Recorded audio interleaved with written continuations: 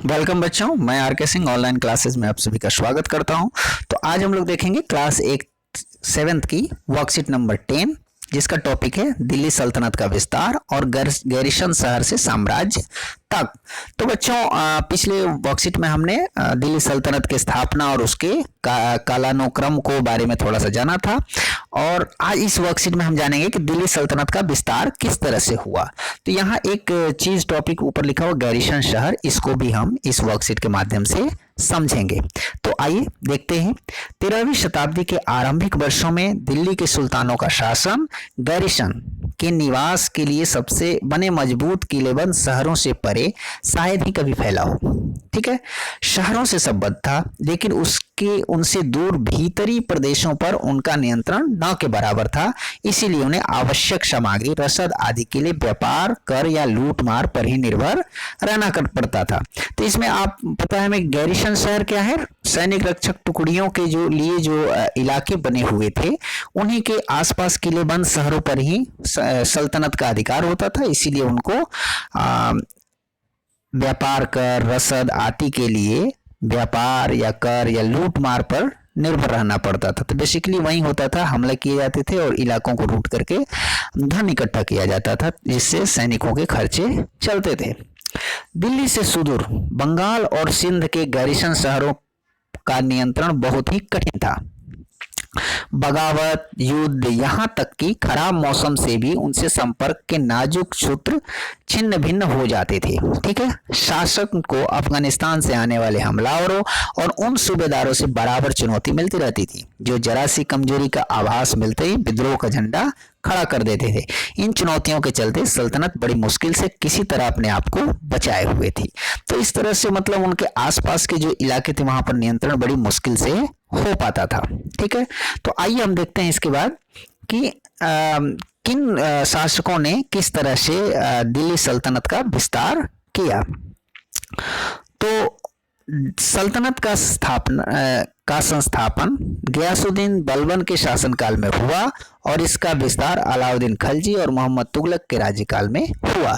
जैसे हम लोग उसमें देखा था, हमने तोमर वंशों ने दिल्ली की स्थापना की थी, कुतुबुद्दीन ऐबक गुलाम वंश का स्थापना किया था, लेकिन जो साम्राज्यवादी जो स्वरूप दिया वो बलबन की काल से माना जाता है शुरुआत होना, और इसका सबसे ज्यादा विस्तार अलाउद्दीन खलजी और मोहम्मद तुगलक के शासनकाल में हुआ था। ठीक है, और ये विस्तार दो तरह के विस्तार के अभियान चलाए गए ताकि इन क्षेत्रों पर कब्जा किया जा सके। पहला था सल्तनत की भीतरी सीमा, गैरिसन शहरों के भीतरी क्षेत्र को। अब जैसे गैरिसन शहर का था, गैरिसन में हमने ऊपर जाना था कि गैरिसन जो क्षेत्र थे वो रक्षक सैनिकों की टुकड़ियों के निवास के लिए जो बने मजबूत किले शहर होते थे, उनको गैरिसन शहर कहा जाता था। जहाँ सेना रहती थी और उसके आसपास के किले बनते थे, तो उनको कहते थे हम गैरिसन शहर। अब उन गैरिसन शहरों के लिए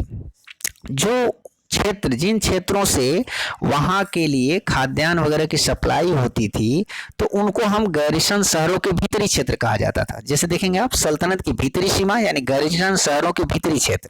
आप यहाँ देखेंगे सल्तनत की भीतरी सीमाओं जो अभियान चले, उनका लक्ष्य था गैरिसन शहरों की पृष्ठभूमि में स्थित भीतरी क्षेत्रों को स्थिति को मजबूत करना।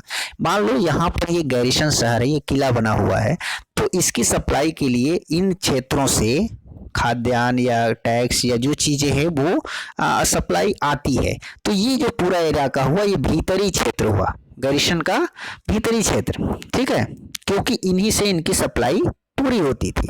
और इससे बाहर के जो क्षेत्र थे वो बाहरी सीमा है, ये बाहरी क्षेत्र थे, यानी इनका चूंकि इस गैरिसन शहरों से इनका संबंध नहीं था, इन कनेक्टिविटी नहीं थी, तो ये बाहरी क्षेत्र हो गए। और ये अंदर भीतरी क्षेत्र यानी गैरिसन शहर के आसपास के वो इलाके जहां से उसकी सप्लाई होती थी वो भीतरी क्षेत्र थे, और उसके बाहर के भीतरी क्षेत्र के बाहर के जो इलाके थे वो बाहरी क्षेत्र थे। तो यहाँ और देखेंगे, गंगा जमुना के दोआब से जंगलों को साफ कर दिया गया, शिकारी संग्राहकों चरवाहों को उनके पुनर्वास से खदेड़ दिया गया, वह जमीन किसानों को दे दी गई और कृषि कार्य को प्रोत्साहन किया गया। ठीक है, व्यापार मार्गों की सुरक्षा, क्षेत्रीय व्यापार की उन्नति की खातिर नए किले, गैरिसन शहर और शहर बनाए बसाए गए, नए क्षेत्रों में बसाए गए उन इलाकों में।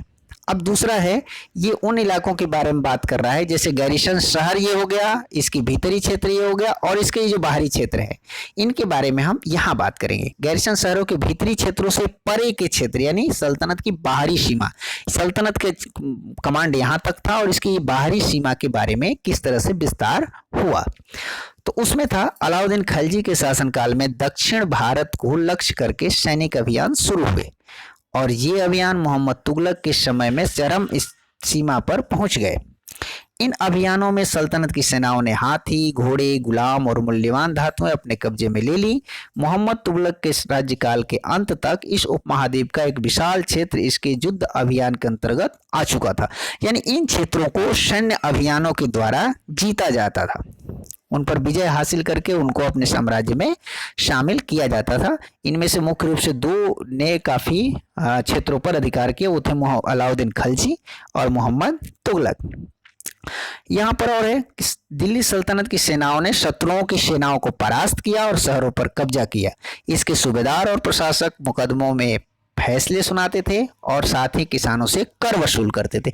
ये सारा चीजें जो युद्ध या इलाकों पर कब्जा किया जाता था ये कर वसूलने के लिए होता था, ताकि वो जो शासक थे, सल्तनतधारी थे, वो और बड़ी सेना रख सकें और अपने भोग विलास के लिए, अपने सेना के खर्च के लिए वो कर इकट्ठा कर सके। जितना ही बड़ा क्षेत्र होगा उतना ही कर ज्यादा आएगा, तो उनको उतना ही आर्थिक समृद्धि होगी। ठीक है, आइए यहाँ देखते हैं तीन पॉइंट दिया हुआ है यहाँ पे। भीतरी प्रदेश वही चीज है, किसी शहर या बंदरगाह के आसपास के इलाके जो उस शहर के लिए वस्तुओं और सेवाओं की पूर्ति करते हैं। मैंने बताया था ना कि गैरिसन शहर ये हो गया, तो इसके आसपास के वो क्षेत्र जिससे यहाँ के लिए चीजों की जरूरतों पूरा की जाती थी, तो उनको भीतरी प्रदेश कहा जाता था। देखने में देखो ये बाहर है लेकिन कहा जाता है भीतरी। ठीक है, गैरिसन शहर किले बंद बसाव जहां सैनिक रहते थे। गैरिसन शहर उनको कहते थे, उन एरिया को कहते थे जहां पर सैनिकों को रखा जाता था, और किनारे पर किले बने हुए थे, ऊंची ऊंची दीवारें बनाई गई थी ताकि कोई दुश्मन वहां पर अटैक न कर सके। दो आब क्या होता है? दो आब, दो देखो नाम से ये दो और आब, आब मतलब होता है जल, यानी दो मतलब दो तरफ, जहां उस इलाका जहां दो तरफ जल हो, तो यानी दो नदियों के बीच का जो क्षेत्र होता है उनको दो आब कहा जाता है। ठीक है, तो आइए अब देखते हैं हम। अब एक चीज और इसमें देखिए दिया हुआ है, आप अपने किताब में देखेंगे और किताब की मदद से इसको भी जरूर करेंगे।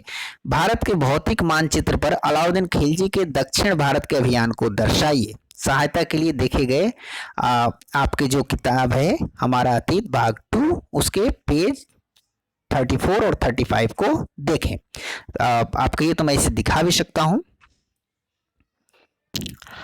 पेज नंबर 34 पर आप ये मानचित्र देख सकते हैं और इस मानचित्र की मदद से आप उनके द्वारा विजित क्षेत्रों के अभियानों को लिख सकते हैं। ये अलाउद्दीन खिलजी द्वारा किए गए अभियानों को यहाँ पर उत्तर भारत के जो अभियान थे उनको दर्शाया हुआ है।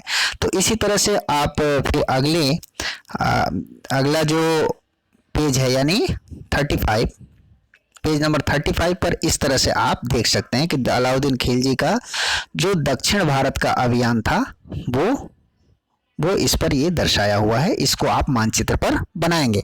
तो इन दोनों मानचित्रों को आप एक मानचित्र खरीद करके, दो मानचित्र खरीद लीजिएगा और इनके अभियानों को अपने मानचित्र पर दर्शाएंगे, तो इससे आपको समझने में मदद मिलेगी कि किस तरह से उन्होंने सल्तनत का विस्तार किया था। ठीक है, तो आइए अब वर्कशीट पे फिर से चलते हैं।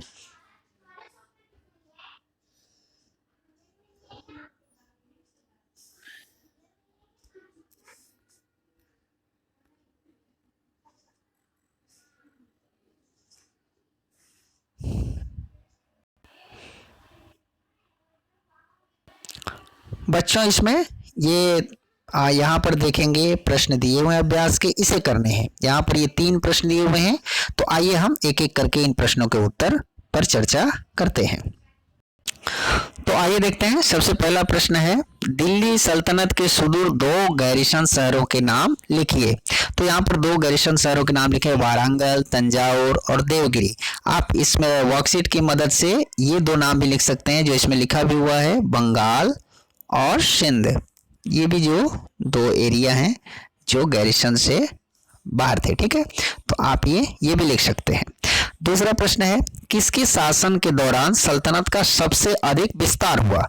तो इस वर्कशीट में भी लिखा हुआ है और हम सभी जानते हैं, चर्चा में हमने बात की थी कि अलाउद्दीन खिलजी और मोहम्मद बिन तुगलक के राज्यकाल में दिल्ली सल्तनत का सबसे अधिक विस्तार हुआ था। ठीक है, आइए अब देखते हैं तीसरा प्रश्न, सल्तनत की भीतरी और बाहरी सीमा से आप क्या समझते हैं?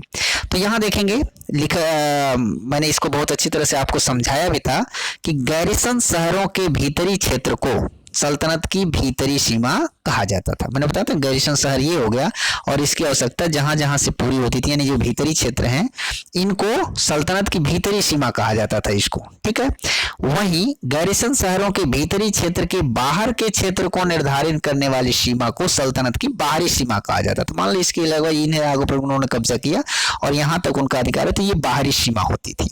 ठीक है, तो उम्मीद है आपको ये वर्कशीट अच्छी तरह से समझ में आ रही होगी। तो आइए अब देखते हैं संदेश।